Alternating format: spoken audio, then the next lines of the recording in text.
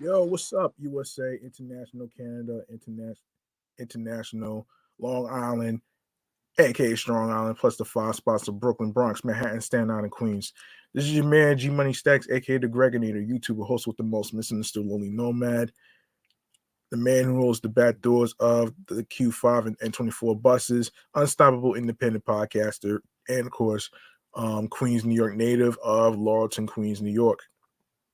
And yes, you are rocking with me on the 318th episode of Off the Meat Rat Chainz New York Avenue podcast, the comedy space for wild, crazy, fun topics, including um, entertainment news, music news, including hip hop, R&B, rap, a little bit of transit, a little bit of everything in between, um, including segments.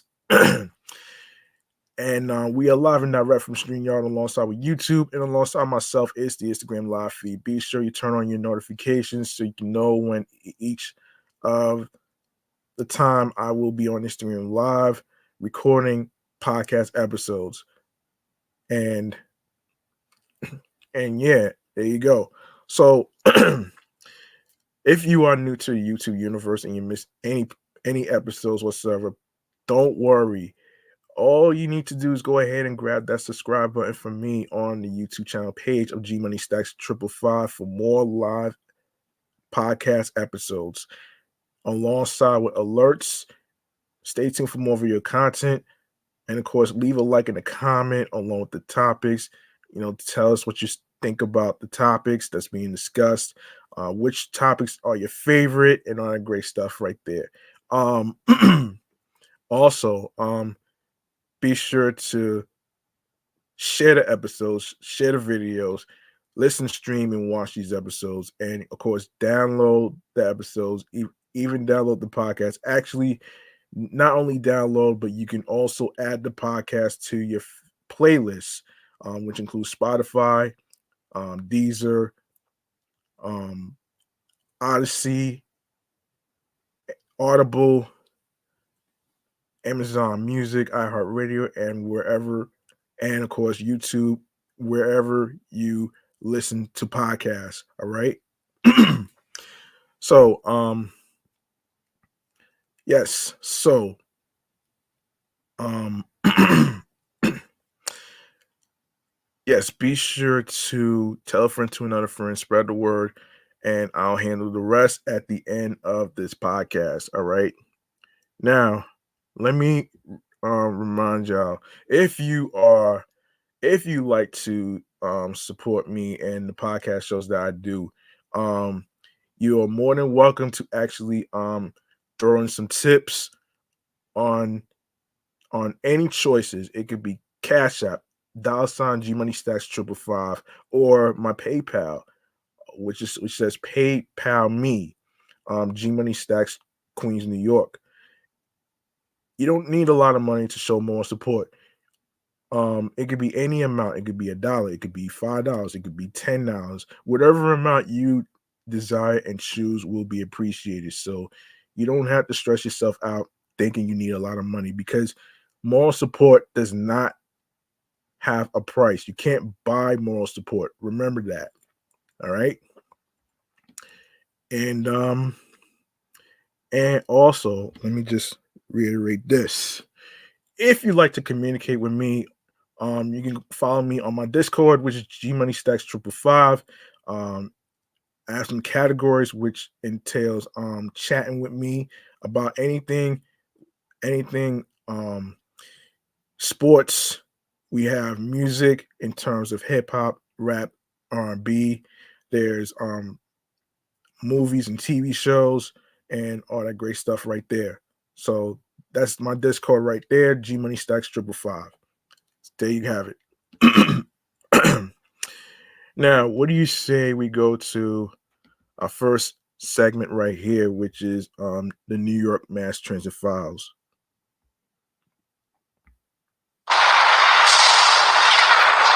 Oops.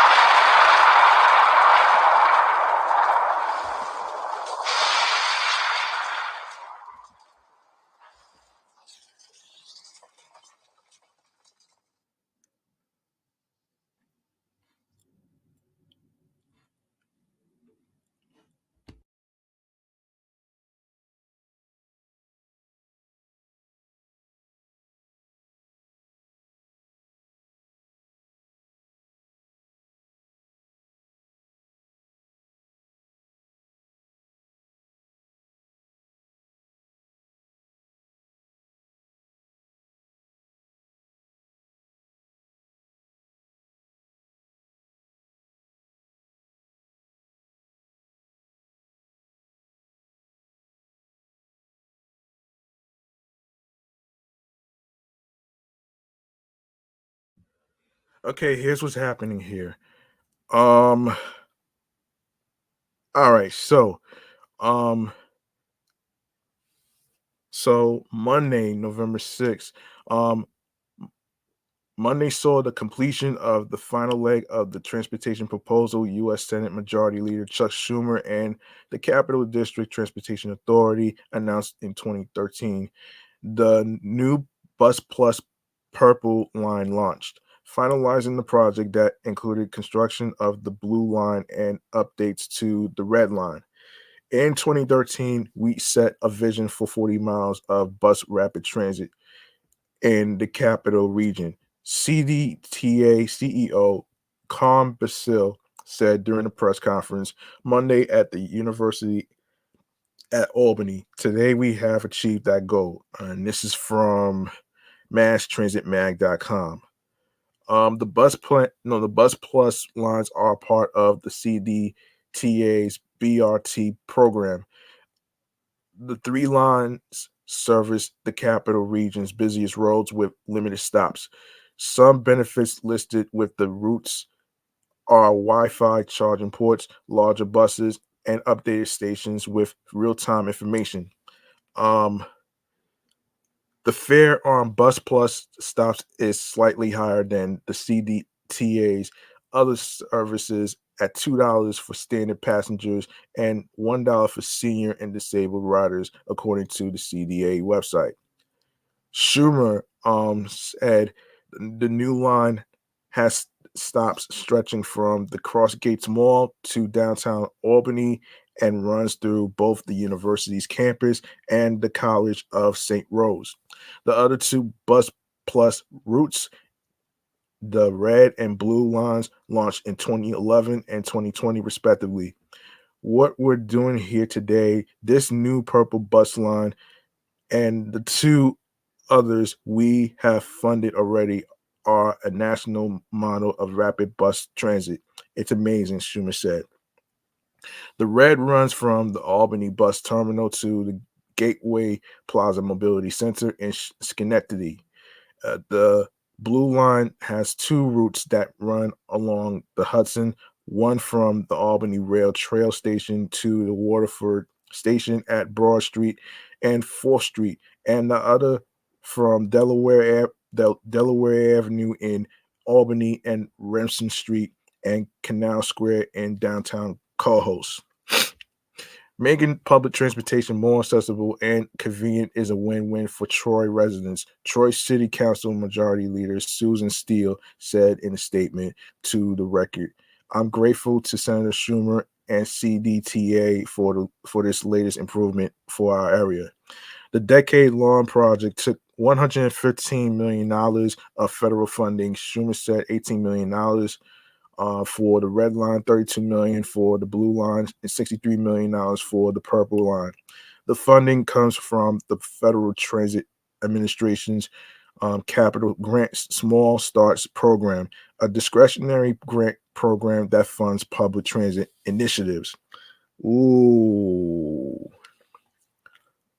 okay, okay.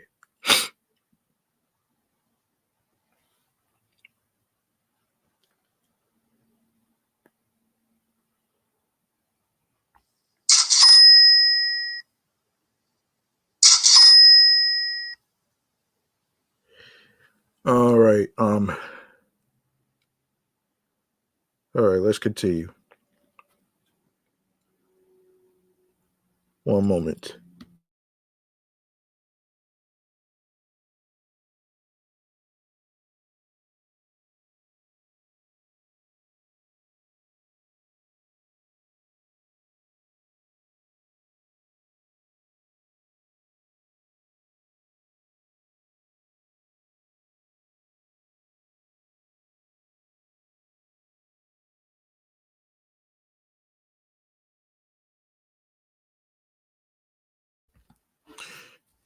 Projects like these, the senior said, are essential for many cities, including others in upstate New York that have large populations but cannot build a subway system.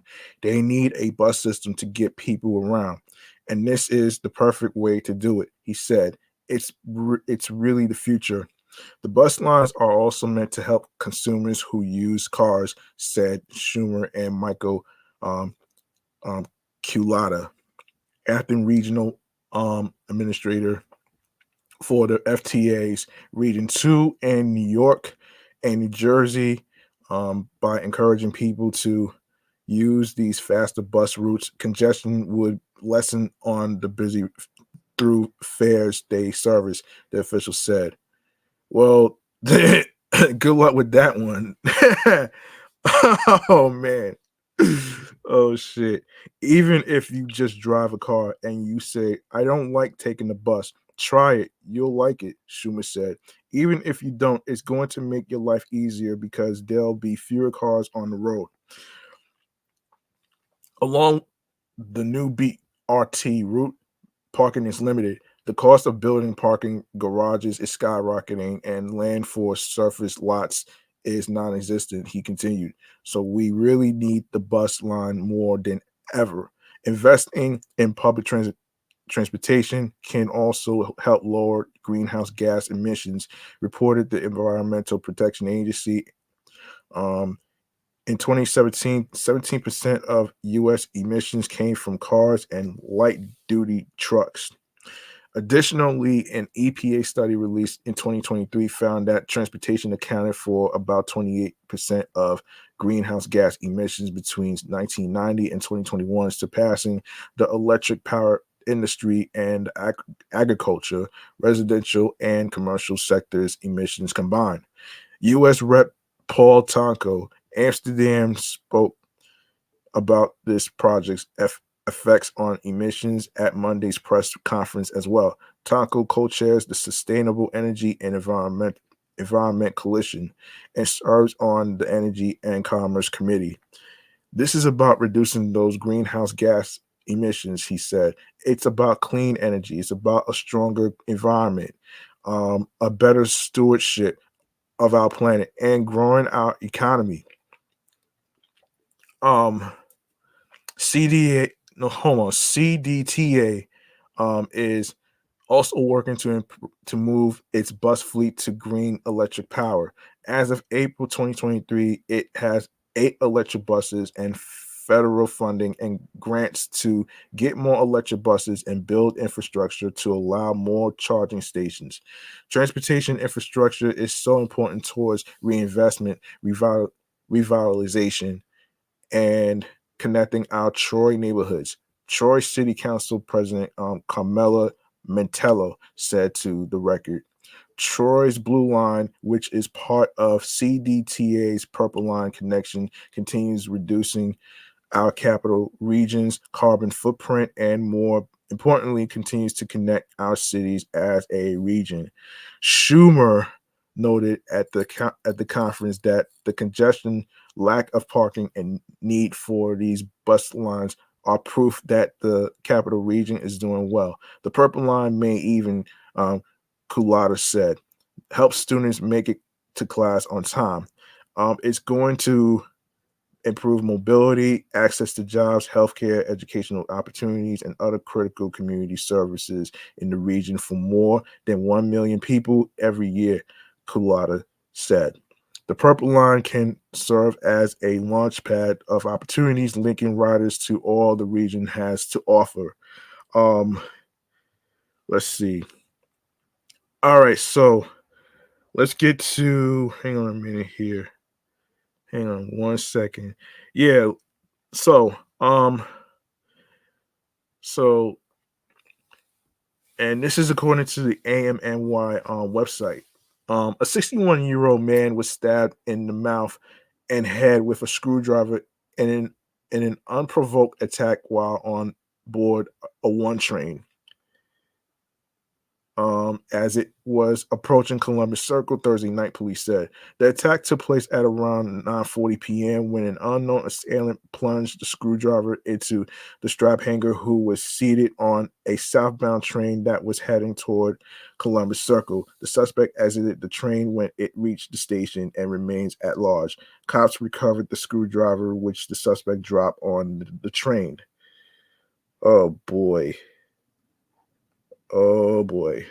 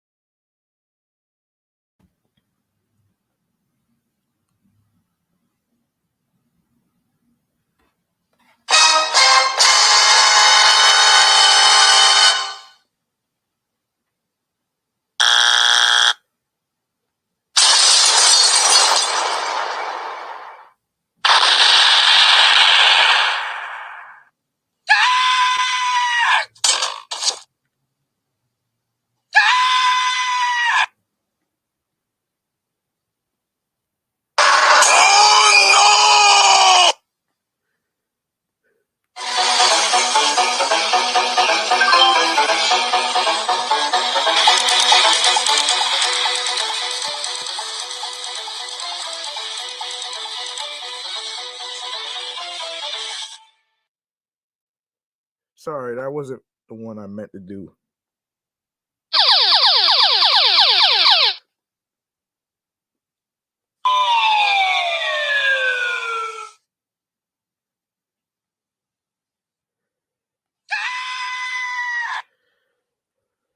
All right. Yeah, sorry about that. Okay. All right. So,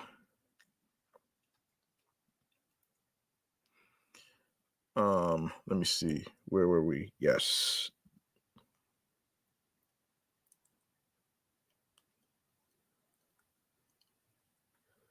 So the injured passenger was transported to Mount Sinai West Hospital in stable condition. He is being treated for lacerations to his mouth and head, police said.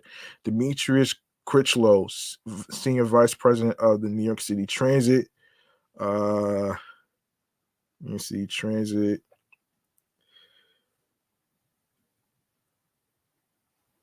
Yeah, condemned the attack, calling it senseless and unacceptable. He said he was relieved that the victim did not sustain serious injuries and stated that the NYPD has the full support of the MTA's transit security camera team. Critchlow emphasized the importance of apprehending the perpetrator and ensuring that justice is served with appropriate consequences. Earlier in the week, another subway related incident occurred when a man from Astoria was arrested for allegedly firing a gun inside the 49th Street NR and W subway station. Police reported that this action was an attempt to thwart another man who was attempting to mug a man. John Roach, age 43, was taken into custody on weapons charges, while Matthew Roche, the individual accused of attempted robbery, was also arrested. Um, Anyone with information regarding the stabbing is urged to contact the NYPD's Crime Stoppers hotline at 1-800-577-TIPS, which is 8477, or 1-888-57-PISTA, which is 74782 for Spanish speakers. Tips can also be submitted at can also be submitted online at crimestoppers.nypdonline.org. All right. Yeah. So we have a bridge too far. So the MTA needs billions of dollars to address problems such as climate change. God, what is it with y'all and climate change, man? Sheesh. This is fucking ridiculous, man. Like, you cannot control the weather, man. Like, what the fuck are you talking about, man? Anyway, and its aging infrastructure over the next 20 years. Before even thinking about expanding the system, the agency wrote in its 20-year needs assessment released Wednesday. The agency did not attach a specific dollar value to its capital needs over the next 2 decades, but the scale of funds needed to shore up the authority's infrastructure would require massive amounts of public investment. The MTA manages physical assets it estimates to be worth $1.5 trillion, including stations, tracks, trains, buses, and support systems. Hmm.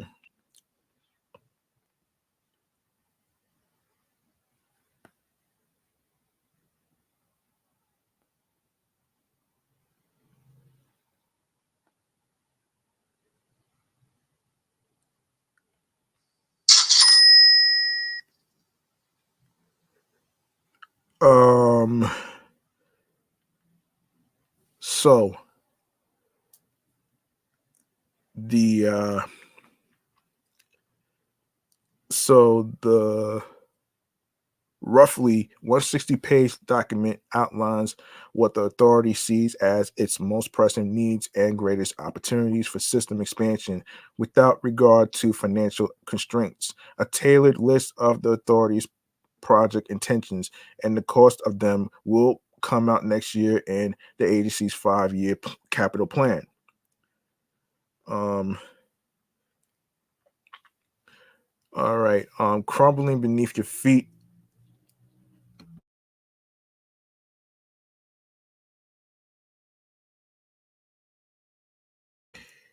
Aging infrastructure is set to pose major challenges and require huge investments over the next 20 years. One of the most glaring problems pertains to Metro North's rail line to Grand Central Terminal in Manhattan. The line along Park Avenue, including an above ground bridge, a tunnel, and a massive shed where trains are sorted to 44 separate platforms, is more than 100 years old and it's starting to show its age.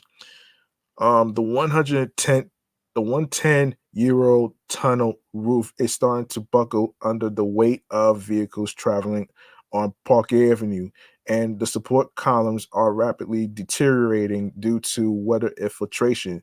The 130-year-old Park Avenue viaduct, which includes the Harlem 125th Street station, is a single inflection point for Metro North's 3-line transporting passengers to Westchester County and Connecticut, but it carries many more trains per day than it was built for. Defects along the route spotted annually during inspections have tripled in the past 20 years. Should any part of the viaduct, tunnel, or train shed fail over the next 20 years, the MTA would have to suspend all Metro North service into Grand Central, massively disrupting commutes and requiring immediate and astronomically expensive reconstruction. More than 98% of Metro North service could be disrupted or suspended if the Grand Central train shed, the tunnels leading to the Grand Central train shed, the Park Avenue viaduct were to fail. Jamie Torres Springer, the head of the MTA Construction and Development, told reporters on Tuesday. And we're seeing significant deterioration in those conditions. We started work on that, but we have a lot more to do. Another area with potential for catastrophic failure is the agency's electrical substations providing power to the subway. Three-quarters of them are more than 50 years old and past their useful lifespan. Sheesh. We're in jeopardy of losing the ability to power the system, said Torres Springer. Dealing with worse weather, but possibly the most pressing issue for the NCA to address is climate change. Gosh, climate change my damn. Climate change my ass. New Yorkers were reminded in stark terms of how vulnerable um, the city's aging infrastructure is during last week's flooding when torrential downpours dropped record amounts of rainfall on the 5 boroughs. Among other things, the rain gushed underground into the subway system, forcing the MTA to fully suspend service on almost every line and run those they still could with severe delays. Extreme weather like last week's flooding will keep getting more and more common over the next 20 years as the effects of climate change manifest more noticeably. By the 2050s, the city will experience twice the amount of torrential rainfall and thrice the number of days above 90 degrees Fahrenheit. The NTA says it has invested $7.6 billion in climate resiliency projects since Hurricane Sandy in 2012, a wake-up call that required lengthy and painful disruptions to service, like a year-long closure of all train service between Brooklyn and Manhattan to fix the line's heavily damaged underground tunnel, and the 5-year-long closure of the one train South Ferry stop to reconstruct the heavily damaged terminal station. Still, officials acknowledge the station is not yet ready as is for the scale of the challenge it faces from climate change. It's only going to get harder to keep these storms from impacting the system as they intensify, said Torres Springer. And we need investment to prevent frequent and long-term disruptions. Torres Springer highlighted the plight of Metro North's Hudson Line, which runs from Grand Central to Poughkeepsie on tracks immediately adjacent to the Hudson River. Sea level rise poses a particular challenge for this line, which is shared with Amtrak's Empire Corridor. Officials were forced to shutter the line for days when storm waters in, inundated the waterside tracks, stone foundations washed away, and debris littered the right of way. Um, on the subway, the agency has spent years pursuing small fixes to fortify stations and prevent water from flowing in, like raising stairway landings at underground station entrances. But Torres Springer acknowledged the increasing frequency and intensity of storms means that approach is probably not the answer, and instead endorsed wet proofing, whereby infrastructure is made resistant to flood surges. Um, the MTA contends that investing in resiliency now will forestall having to clean up messes later. The agency would put out a climate action plan later this year that spells out its plans in more detail this week. State Comptroller Tom DiNapoli concluded in an audit that the MTA is far behind where it should be on resiliency efforts. A formula for expansion.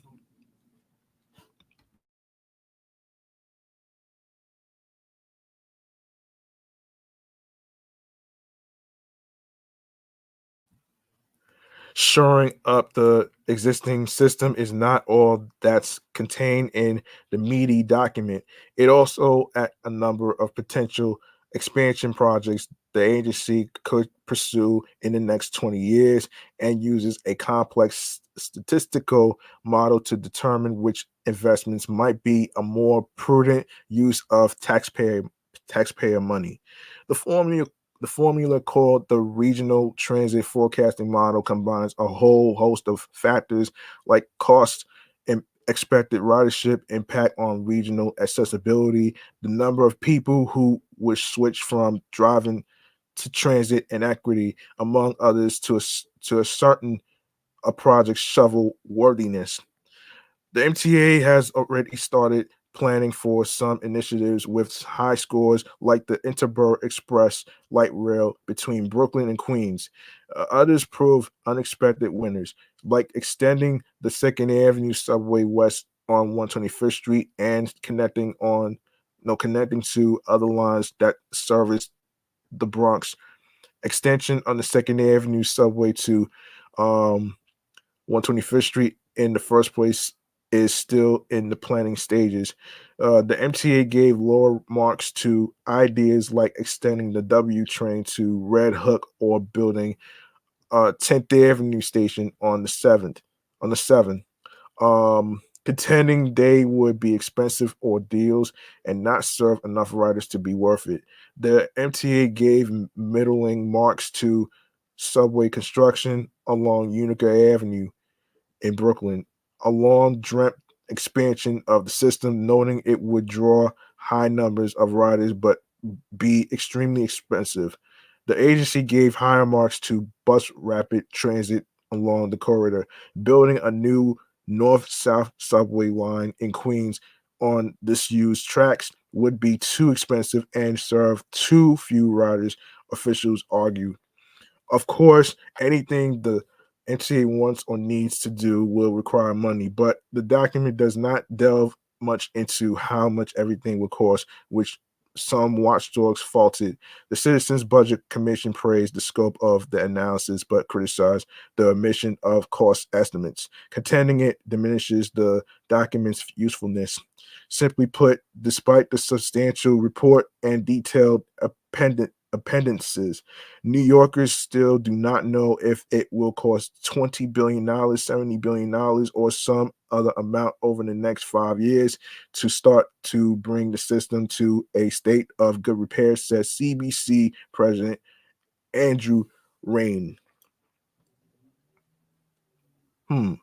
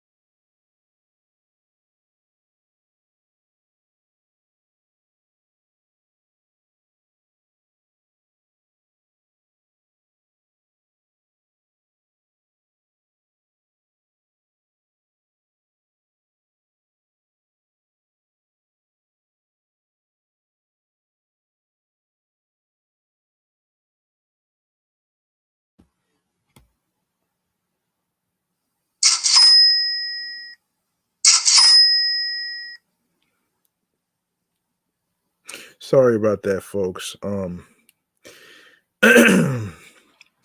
It was due to a loud car and stuff, so that's why I had to put it on mute. Yeah, where were we? Yes, so a mission of the course and timelines needed to rebuild and improve the system makes it impossible to fully understand the magnitude of the MTA's infrastructure challenges, the resources required to address them, and what has to be done when. Ooh, yeah, good luck with that shit. Um, yeah, good luck with that shit though.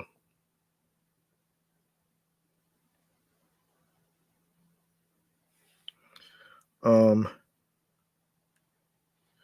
okay, so let's get into.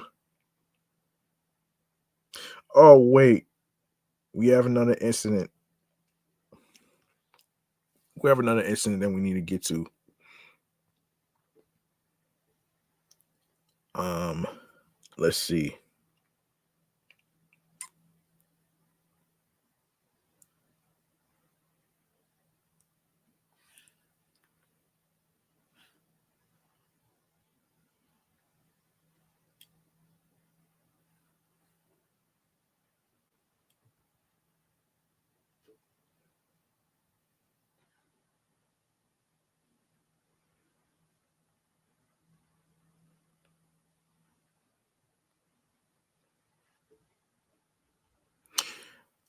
Um, okay. Let's get into. Hang on a second.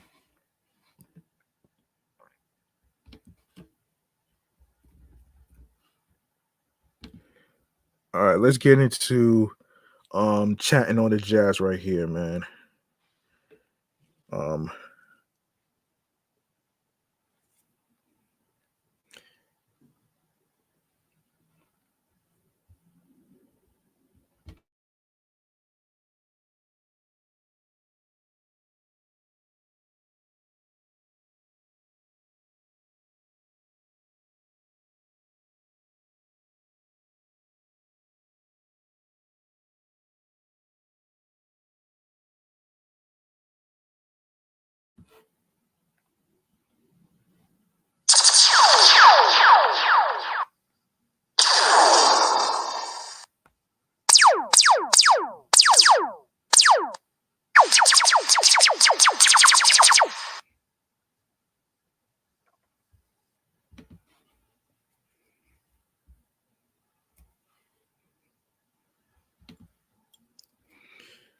all right.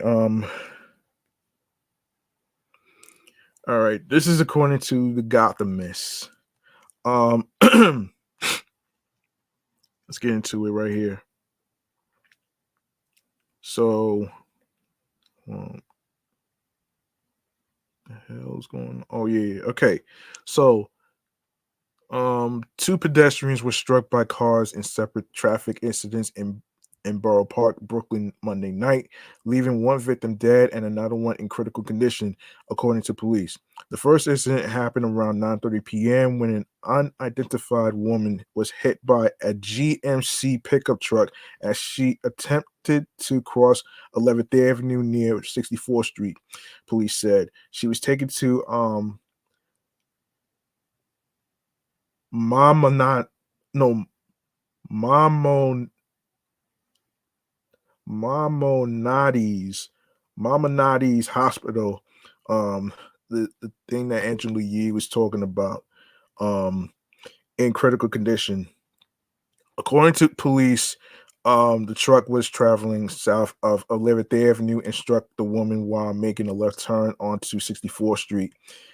Police said both had green lights at the intersection. The 40-year-old pickup truck driver remained on the scene and was not charged.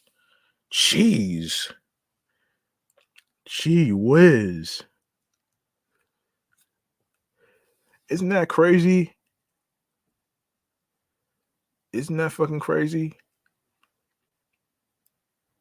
That's the craziest thing I ever heard, man. Wow. Wow.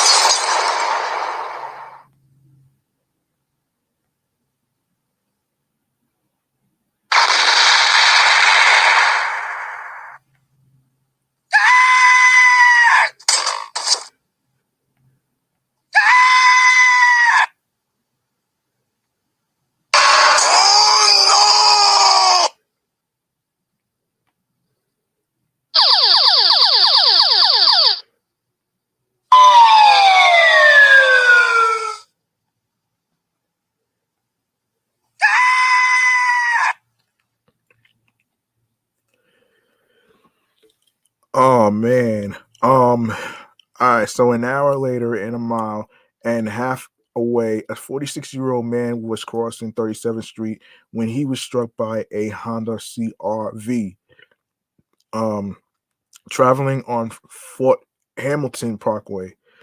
Police said the man fell to the pavement and was possibly struck by a second vehicle as the Honda drove away. First responders pronounced him dead at the scene. Um, the pedestrian's name has not been released. Um, yeah, the pedestrian's name has not been released. Has not yet been released. Um, the two accidents come just a week. Hang on a second. Two accidents just two accidents come just a week after a 20-year-old driver was arrested for allegedly crashing into a pedestrian and a cyclist in Bed-Stuy, and 10 days after 79-year-old Yvonne Sandiford was struck and killed by a car in the same neighborhood. The ongoing traffic carnage in Brooklyn has prompted calls from residents and advocates for Mayor Eric Adams to better address street safety in the borough. The calls grew especially loud after the October death of 7-year-old Kamari Hughes at the intersection of in Fort Greene, which is in Brooklyn. The mayor's office did not immediately respond to a request for comment. Meanwhile, in Queens, police arrested 27-year-old Ronnie Zeno Monday for allegedly hitting 75-year-old Linda Hirsch in a Ram pickup truck as she crossed Fresh Pond Road in Ridgewood, which is in Queens, on October 11th. First responders took Hirsch to NYC Health and Hospitals in Elmhurst, where she was later pronounced dead. Police said Zeno remained at the scene of the accident, but was charged Monday with criminally negligent homicide, failure to yield to a pedestrian, failure to use due care, and making an unsafe turn. Um, the NYPD Highway District's Collision Investigation Squad determined that Hirsch was attempting to cross Fresh Pond Road from east to west around 11 a.m. Zeno allegedly struck her as he was making a right turn from westbound 60th Road onto northbound Fresh Pond Road.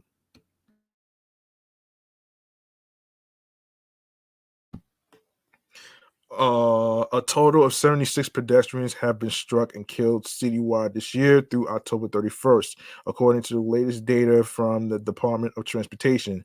That number is down from 2022, which had 91 pedestrians fatalities through the end of October, and 2021, which had 105 during the same time period. Um, okay. All right. Okay, so let's get into hold on a second here. All right, let's get into Bobbi Storm, man. I know a lot of people has been basically trying to shit on her and all that other stuff while she was on a flight, a Delta flight, if you will. Um, but hang on one second.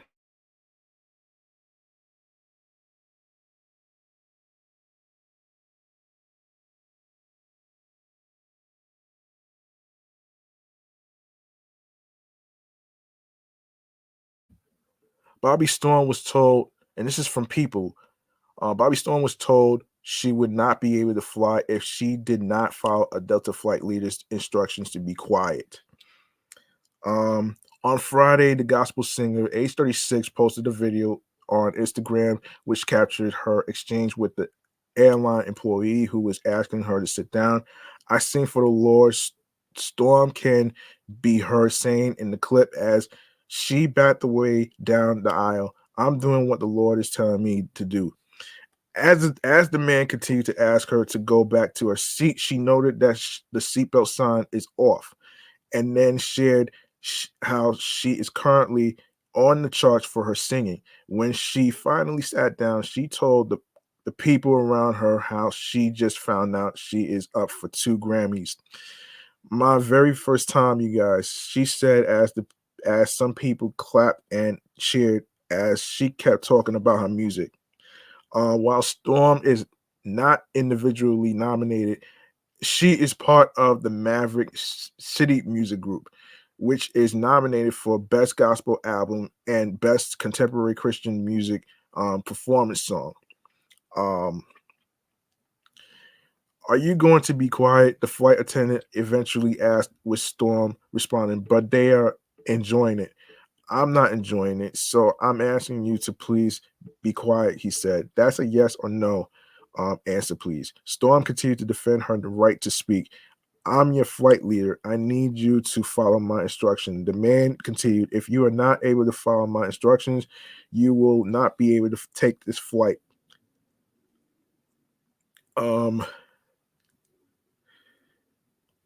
Yeah, what do you guys think? Storm asked her fellow travelers who remained silent. Um, if you are the person in charge of it all, that's fine, Storm finally said as the man thanked her for accepting what he was saying. A rep for Delta told people Delta has been in contact with the customer. For the safety of our customers and crew, it's always important to follow crew instructions. In a follow-up post on Saturday, Storm confirmed that Delta reached out and made things right with her. Case closed, and again, God gets the glory. Thank you, Delta executives, for reaching out and making this right with me, she captioned her post. Storm says she didn't want the man to be reprimanded or lose his job. She just wants people to keep in mind how to treat each other. I agree with this, actually. And I also agree that the flight attendant was pretty rude, actually. You know what I'm saying? Um, The songwriters' comments section had widely mixed feelings about the whole situation. I'm sorry, but he was not wrong. One person wrote, the plane is not your stage. It's a time and place for everything. Another, as a retired flight attendant, the way you were treated was unacceptable. Um, Look, let me say this though, man. The flight attendant was fucking rude, right? And then you have other people who fucking talking about that they want silence. Like, be for real, man. Look, you're not gonna get fucking silence while you are on a flight. I mean, you have babies that cry on a flight. You know what I'm saying? And if you want silence so fucking badly, why don't you drive? You feel what I'm saying? I get the idea that, people had a long day and they're tired and all that other shit, but at the same time, man, like, come on, man. Like, you cannot have it both ways. You can't have it both ways, man. You cannot have it both ways. There's going to be people that's going to be making noise, especially when they have their child. You know what I'm saying? And she just wanted to be recognized for her music accomplishment. You know what I'm saying? And that's a big win for Bobbi Storm, man.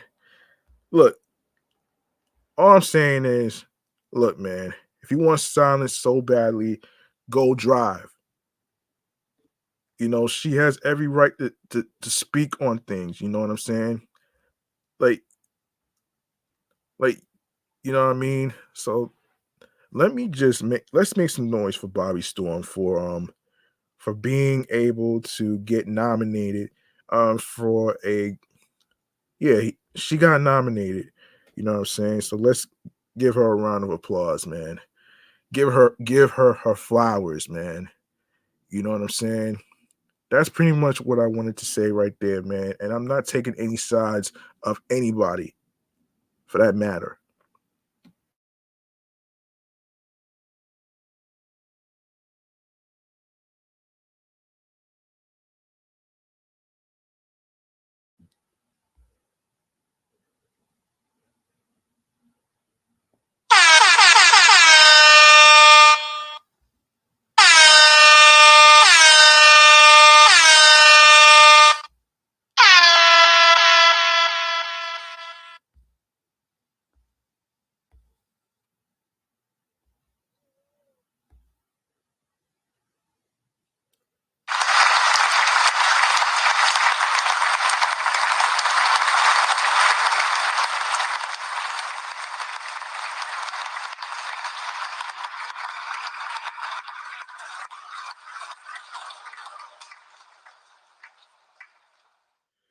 right, up next.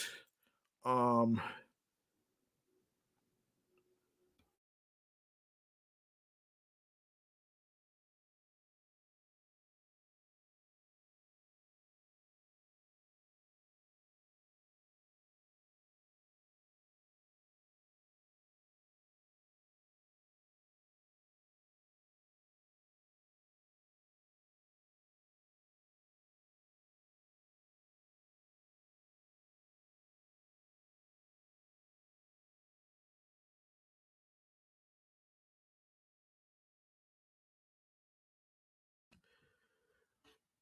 Speaking of music, let's go on to celebrating the beat, the origin, and stuff. Um, and the importance of National Hip Hop Month, which is in November. All right, so last month, yes, so hip hop born in the Bronx in the late 1970s, which was actually born in 1973. It has transcended its humble beginnings to become a global cultural force. While the genre has always been celebrated and revered, it wasn't until recently that it gained official recognition through National Hip Hop Month this November. We delve into the origin and importance of this cultural celebration. Origins of National Hip Hop Month. The roots of hip hop has no the roots of hip hop as a cultural movement date back to um the South Bronx in the early 1970s. A combination of turntablism, MCing, breakdancing, and graffiti art gave birth to this new form of expression. Hip hop rapidly spread across the boroughs of New York City and beyond, becoming a platform for marginalized communities to voice their experiences, challenges, and hopes. National Hip Hop Month traces its origins back to November 2001 when the Hip Hop Cultural Center, led by DJ Kool Herc and Rocky Bucano, petitioned the U.S. Congress to officially recognize November as the month to celebrate hip hop culture. This move aimed to acknowledge hip hop's cultural significance and its positive impact on countless lives, especially in underserved communities.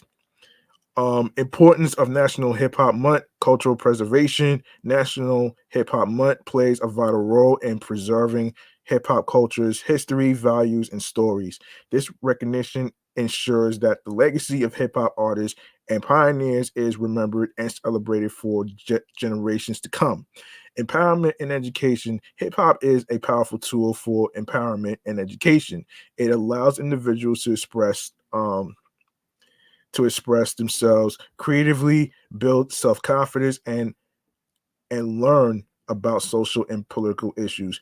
National Hip Hop Month highlights the importance of hip hop as an educational tool, inspiring the next generation to engage with this dynamic art form. Celebrating diversity. Hip hop is a diverse and inclusive culture that brings people of all backgrounds together. National Hip Hop Month recognizes the contribution of artists from various racial, ethnic, and socioeconomic backgrounds, emphasizing the importance of diversity and unity, just like Queen Latifah's song.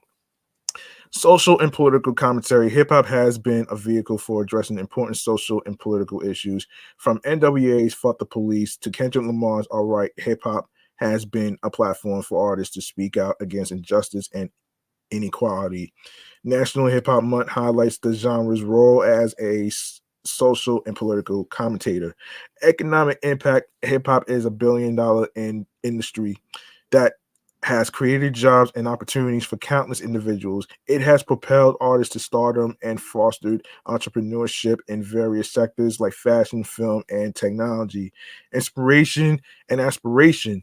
Many young individuals aspire to become hip hop artists, producers, or entrepreneurs. National Hip Hop Month inspires the next generation to pursue their dreams, emphasizing that they can achieve their goals with hard work, creativity, and determination. In conclusion, National Hip Hop Month is not just a celebration of music and dance, it's a celebration of culture, diversity, empowerment, and expression. It recognizes the art forms influence on society, from political activism to economic growth.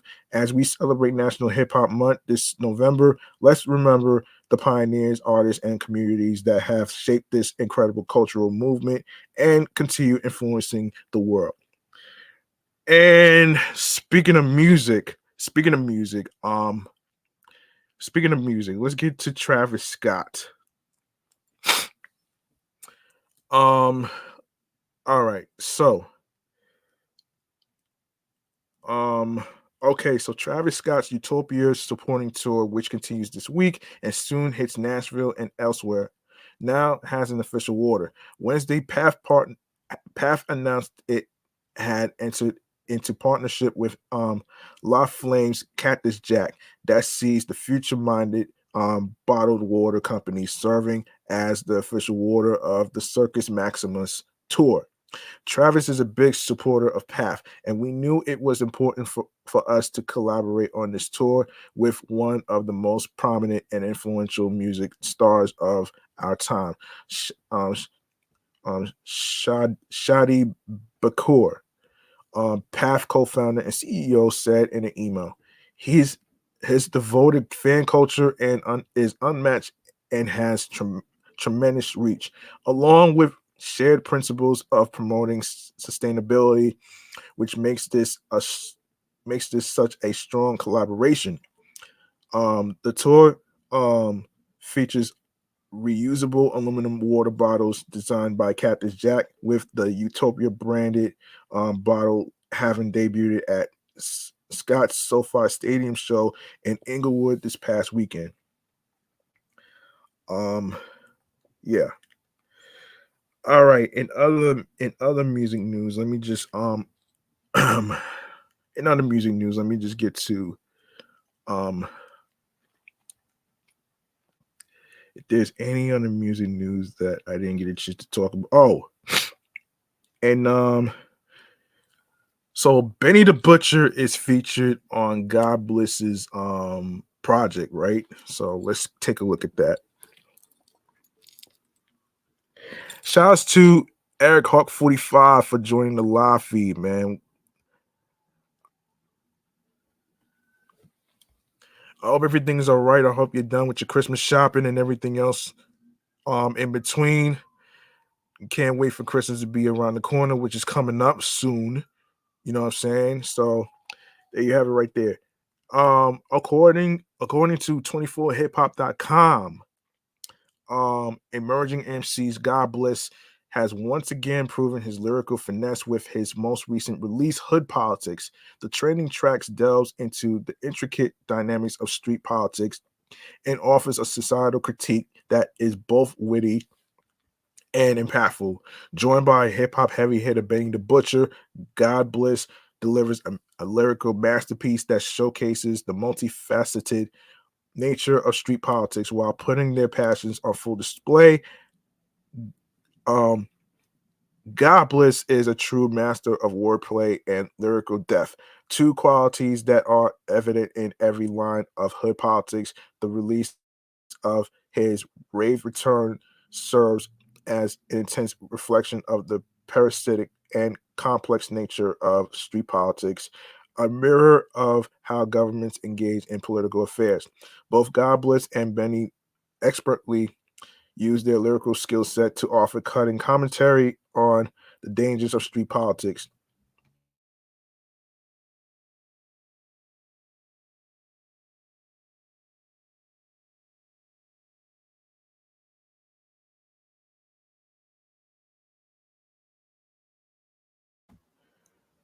From the onset, it's clear that both MCs have a deep understanding of the interconnected issues that plague society. Okay, God Bless brings Benny the Butcher back out. Benny the Butcher's verse is a standout moment on the track. His smooth delivery and clever wordplay complement God Bless' vision, adding another layer of complexity and finesse to the single. He effortlessly intertwines with depth, showcasing his undeniable lyrical prowess. It's easy to see why Benny is regarded as one of the best wordsmiths in the game currently. In fact, God Bless proves to be equally impressive, injecting the track with his lethal yet humor-laden bars. He adds a distinct flavor with his ingenious analogies emphasizing the realities of street politics and its effects on society. God Bless contributions to the track further support the societal critique that both artists were aiming to highlight with this hot new hit. Their latest offering is a powerful message about the impact of street politics on society, leaving listeners immersed in its depth long after the music fades. Nonetheless, Hood Politics is a testament to God Bless and Benny the Butcher's skilled artistry. The track masterfully blends societal critique with clever wordplay and lyrical depth that is a reflection of the realities of street politics. It reinforces the argument that hip hop has always been capable of being a force of societal critique and consciousness raising. Fans of hip hop music and entertainment are sure to love this lyrical masterpiece, and it has proved to be another exceptional offering from God Bless that cements his position as an artist to watch out for in the coming years. Don't believe it? Press play here on the Sizzling Street single here at 24 Hip Hop. Lastly, let us know your thoughts in the comments. You can listen to Hood Politics on Spotify and wherever you get your music. All right. So, um, all right. So one more thing we need to do, man. I'm pretty sure y'all heard the phrase tasty bacon, right? From that commercial, right? Um, so this one right here is about International Bacon Day, which is an unofficial holiday celebrated on the first Saturday in September each year. Even though it is an international observance, the dates vary in some cultures, celebrating on February 19th and the first Saturday of January. Bacon is pork meat that is cured with salt, followed by drying or smoking it. The taste is unlike anything else and a staple in American food. Yummy. History of International Bacon Day. Salted pork was first served on the tables of the Chinese thousands of years ago. From there, the practice of curing pork spread throughout the Roman Empire. Bacon fat was also used by Anglo-Saxon peasants for cooking. The term bacon or bacon stems from Middle English, with French and German dialect elements to it. It was used to refer to all pork meat till the 16th century. Um, the National Pork Board has labeled Spanish explorer Hernando de Soto as the father of the American pork industry, responsible for bringing 13 pigs with him to the New World in 1539. Soto's herd grew to 700 in 3 years. The rest, as they say, is history. Bacon Day, on the other hand, was founded by a group of Colorado-based CU Builder graduate students in 2004. Students from Bucknell University have their own Bacon Day celebrations, gorging on as much meat as they can, and calling themselves meatheads. In the UK, Bacon Day is celebrated sometime around January 14th before the winter examinations.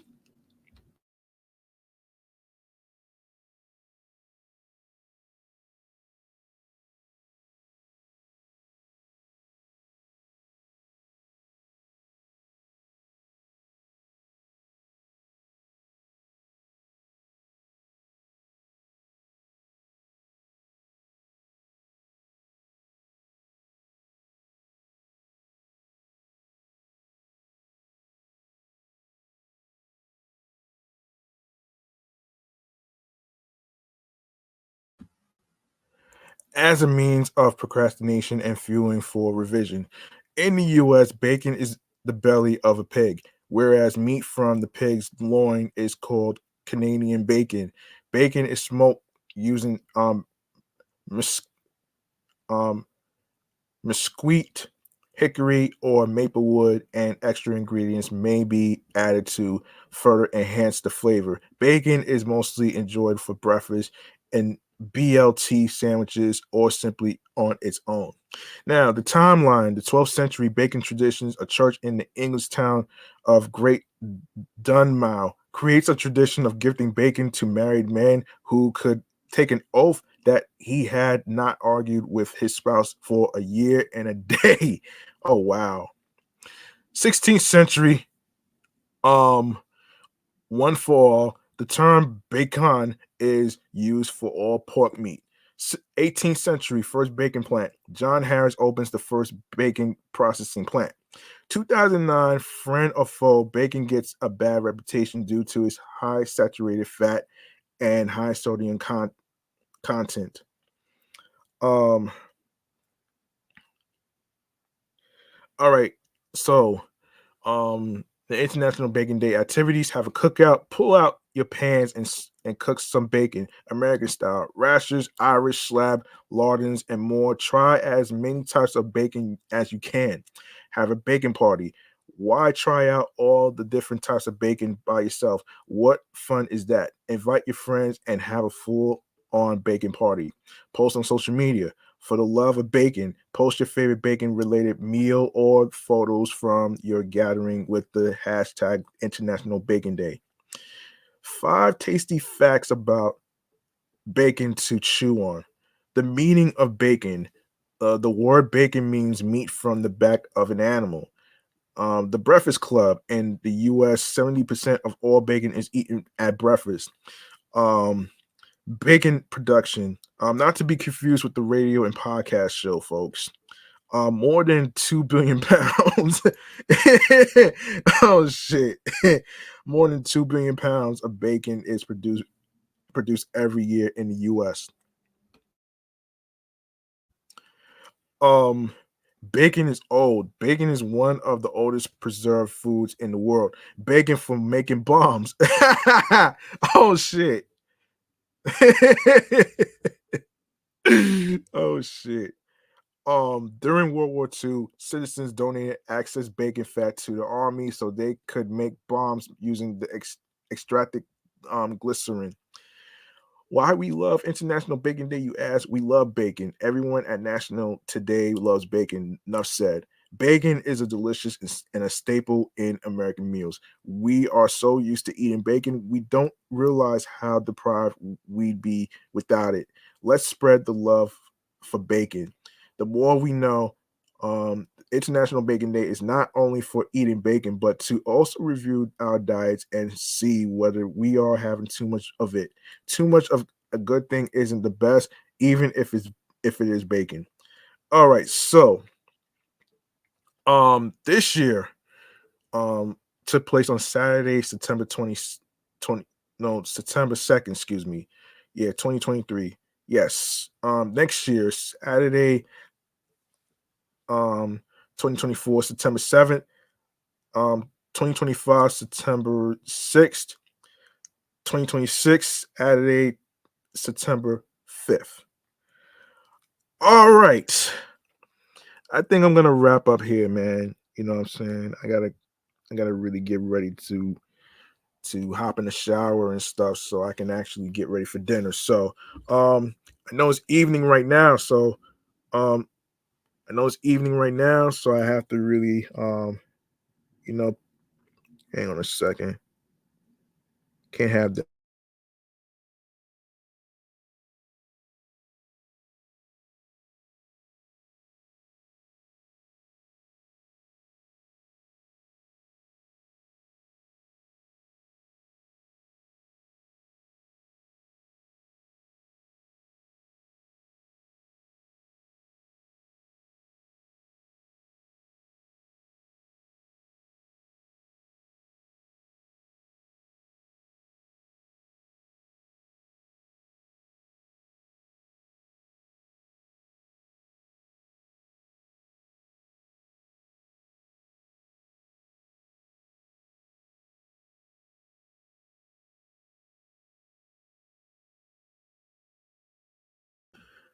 All right, time for stream choices on the go. Let's go.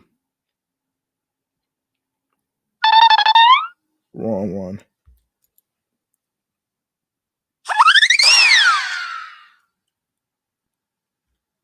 All right.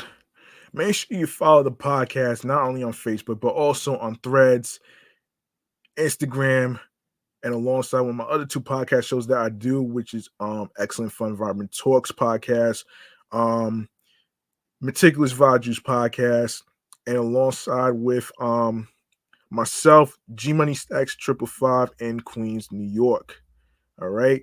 If you go to my link tree, you're gonna see a whole list of our streaming platforms in it. Um, but let me say, make sure you turn on your notifications on the gram so you don't miss out on any details to when I'll be on Instagram live recording podcast episodes. And also be sure to um be sure to comment on each episodes on Instagram, and of course be sure to um subscribe and follow on every streaming platform in my link tree, which includes Odyssey, Audible, Audioburst, Amazon Music, Breaker, Bullhorn FM, Castbox FM, Deezer, Listen Notes, Moon FM Podcast, Player FM, Pocket Cast, Podbay, Podfriend, Podhound, Podopolo, Podorama, Podcast Index, Podcast Addict, Podchaser, Podverse, Podcast Guru, Podvine, Snip, Spotify for podcasters, Stitcher, TuneIn Radio, Google Podcasts, Radio Public, iHeartRadio, the place for you to listen to music, radio, and podcasts for free.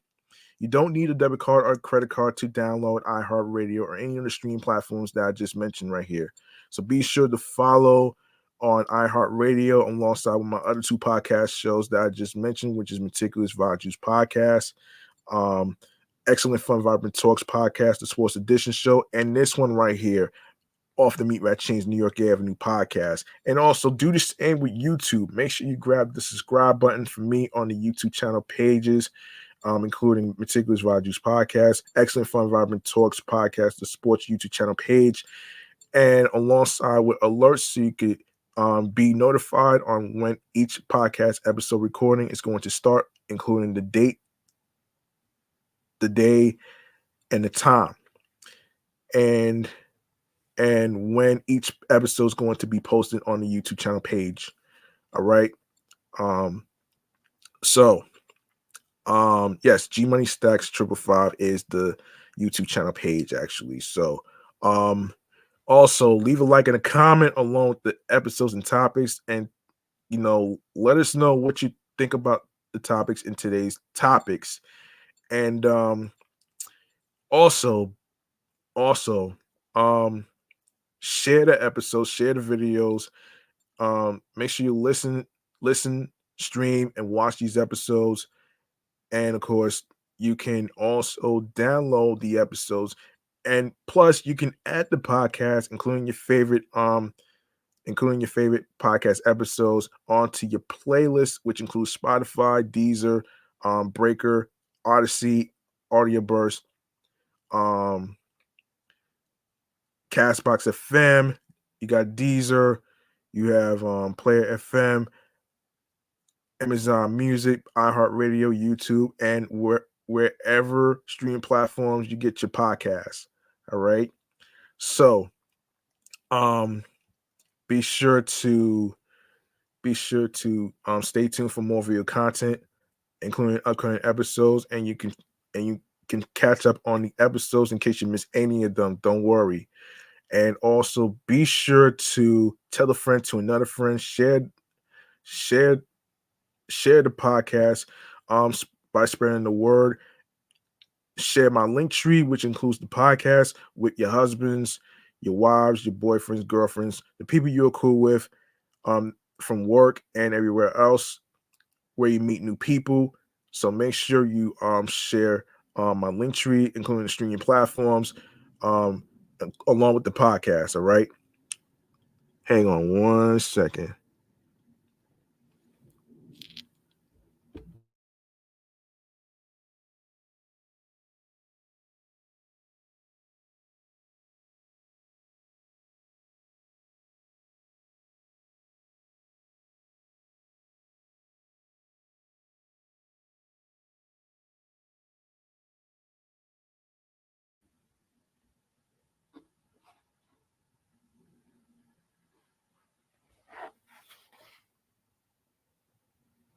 All right, man. That's gonna do it for me, man. I'm your man G Money Stacks, aka the Gregonator. Thank you very much for listening to episode 318, titled Tasty Bacon, which is dedicated to International Bacon Day.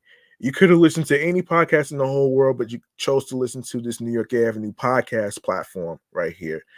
And remember, the grind doesn't stop. Hard work pays off. If you want something, you have to work hard and earn it.